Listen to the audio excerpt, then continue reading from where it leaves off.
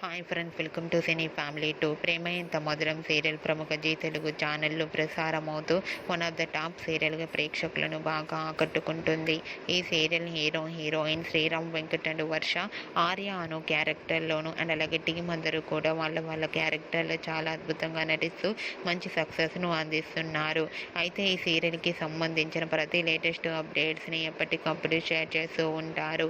రీసెంట్గా ప్రేమ Entha Madhuram serial heroine Arya Anu and team అందరూ వ్యవసాయం చేస్తూ షూటింగ్లో ఎండలో చాలా కష్టపడుతూ పాల్గొంటున్న ఫొటోస్ని షేర్ చేశారు.